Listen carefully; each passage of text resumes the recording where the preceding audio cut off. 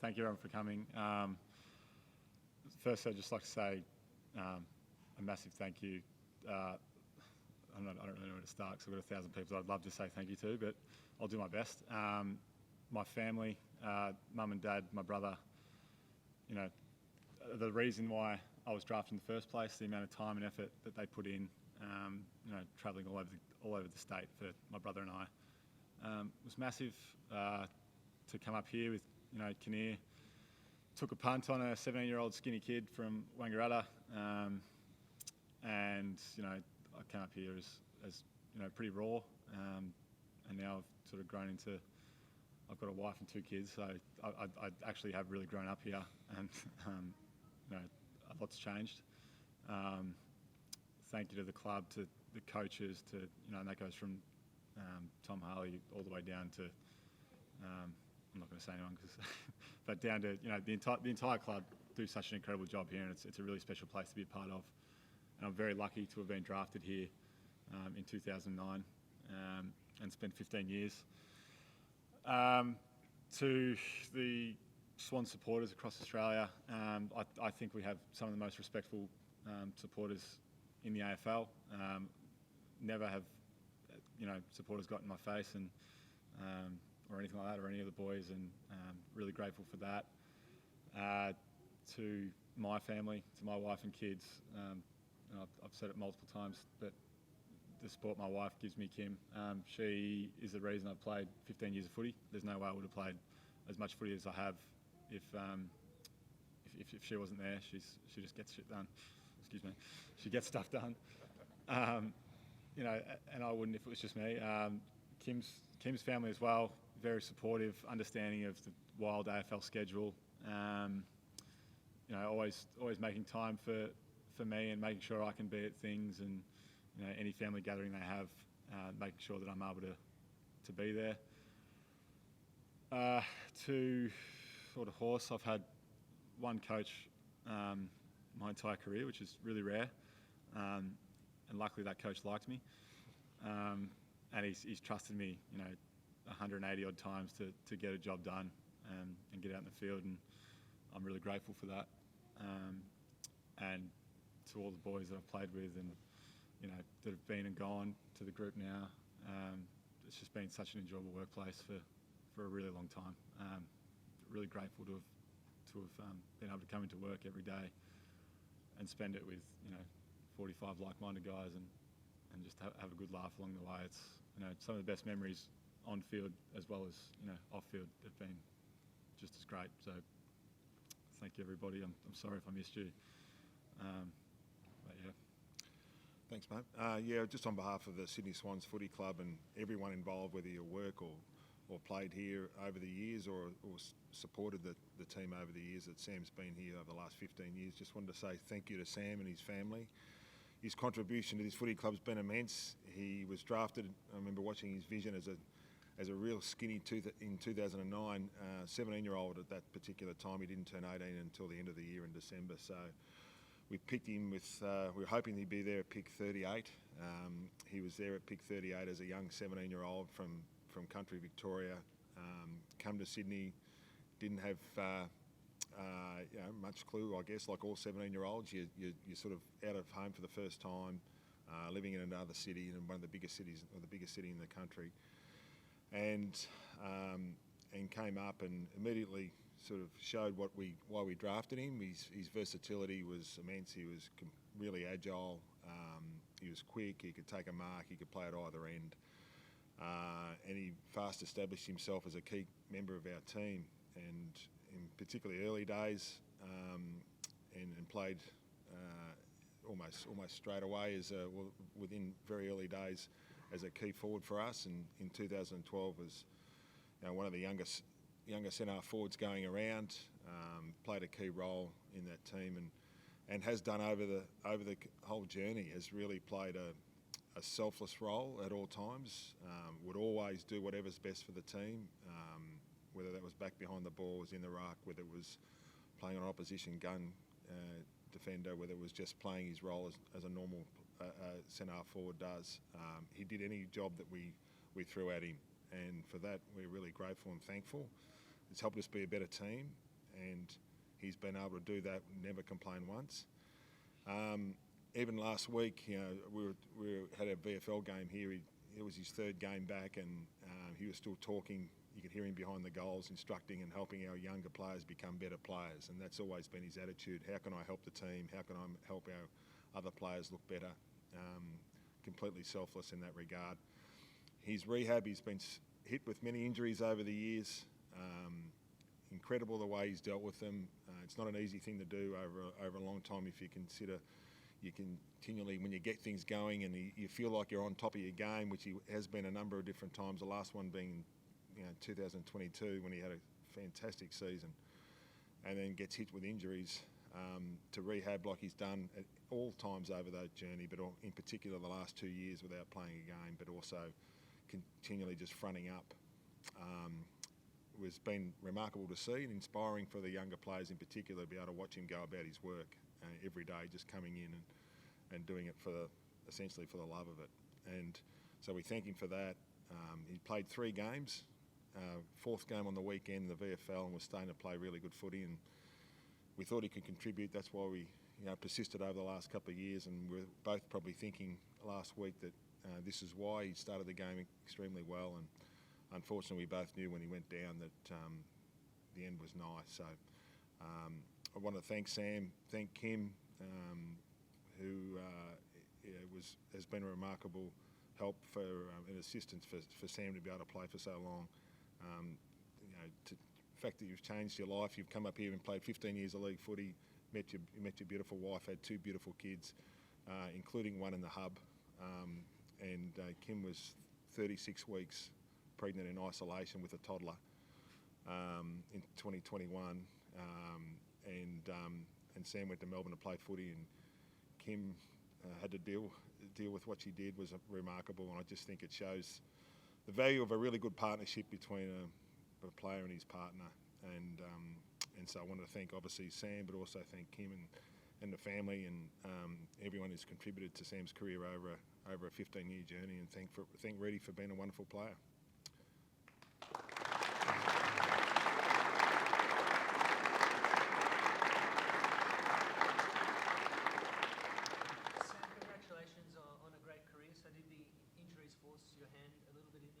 Yeah, I did a decent job of a hammy on the weekend, so I think I knew at the time that I'd done a good job of it.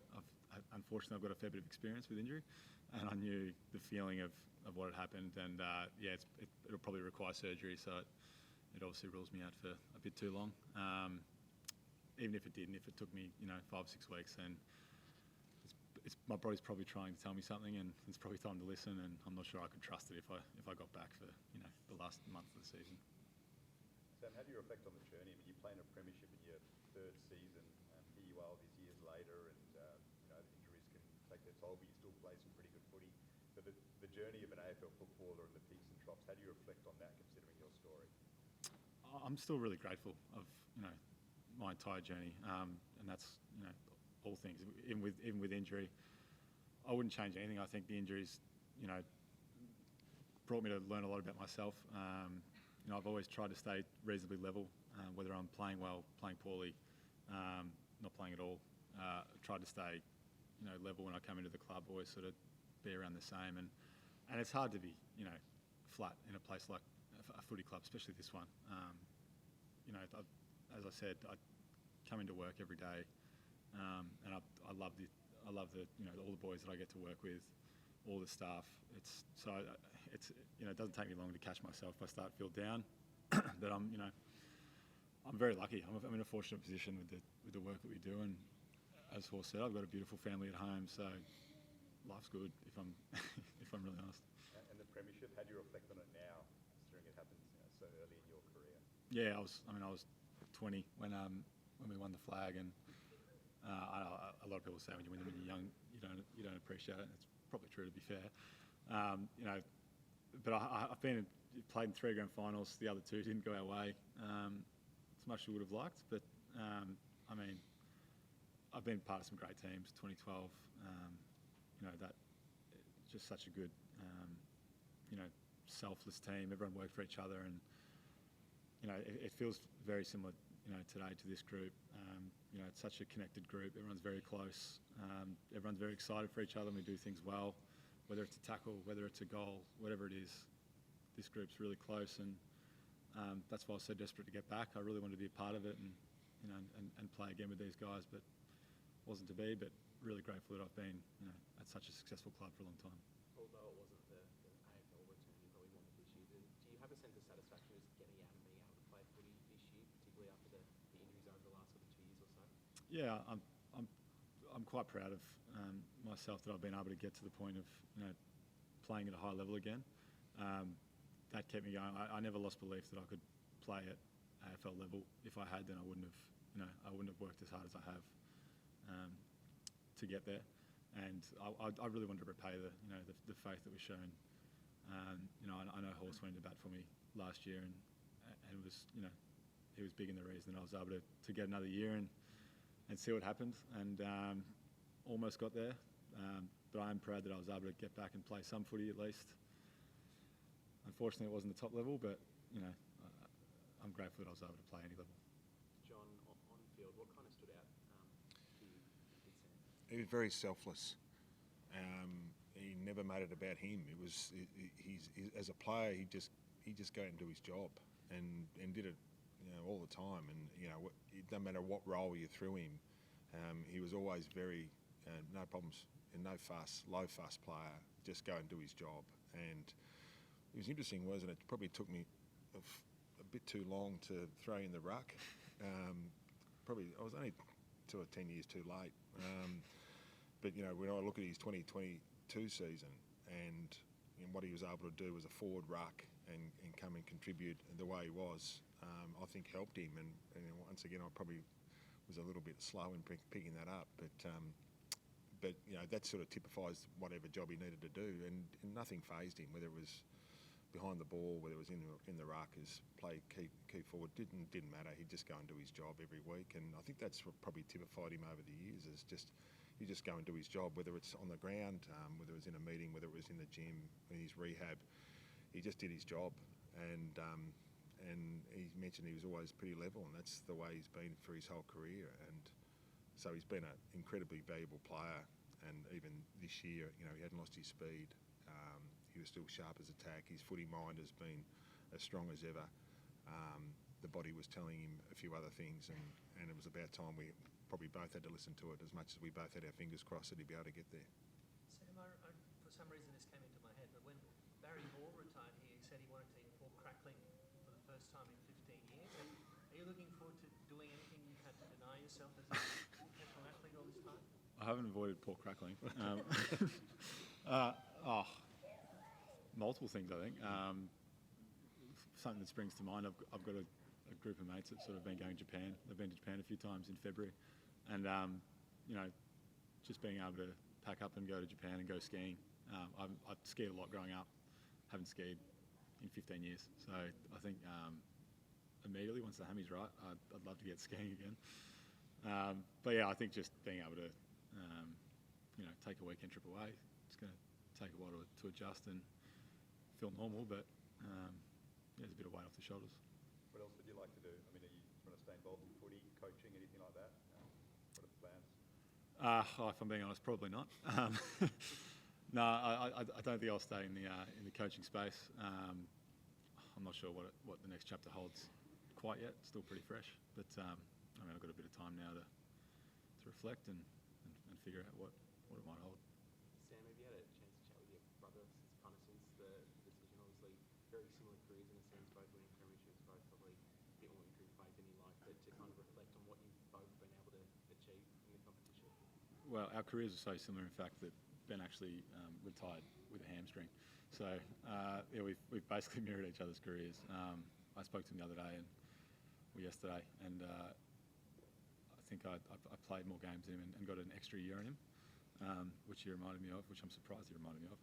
But no, I can hold that over him. But yeah, I think Ben's similar. Both resilient people. He battled his way through his share of injury as well. But he's moved on now, and he's loving coaching, and he's I don't have to look far to see Life after footy's not so bad. Figure it out. Is 2012 the highlight for you, or is there something else on field that kind of sticks out? It's hard to go past a premiership. That feeling, it's hard to capture it again.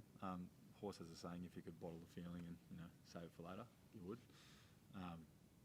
So I mean, in terms of footy, but it's not like that's the only sort of that's the real thing of playing for 15 years. It's obviously a highlight, but collectively the whole experience of just being able to be around this place and play with these guys and hanging out with them day to day, it's great. It's not, and as I said, I'm pretty level, so I'm not looking at that really high, and the rest of us here, it's all been really high and really enjoyable for me. It's been great. Just a few more guys. Are you backing in your teammates to finish the job this year? Never know. You never know. I think the last few years in particular have told us that it's anyone's competition, but if we can play the way we play, as everyone says, it's pretty cliche, but if we can get all our things right, then who knows what can happen. John, sorry, go on. Did you think that with that comeback you've made over the last month or so, that particularly the way, reflecting on the last couple of days, the way the injury situation is now at the Swans, that there might have been a chance of finishing at the top level if the cards had stacked up for you? I wasn't relying on injury to be able to play. You can't really live in that space. I was just trying to get back to it and play at a good level, and if the opportunity arose, I was going to do my best to take it and stay in there. But obviously, it's not to be, and it's a shame. But it is what it is. It's footy. What chances did you think you had of finishing at the top level? I thought I had a good chance, but you can't go into it without confidence, because without that, no chance. So. John, On those injuries, it was a costly weekend, wasn't it, for the Swans? Yeah, so unfortunately, Paps will probably be 4 to 6. So, but the good thing is it could have been worse. So we were very relieved to get the results back of the scan. We sort of had our fingers crossed it wasn't a crack, so it wasn't, and so that gives him every chance to come back in really good nick. So 4 to 6, we'll take that, considering how we felt on Saturday night.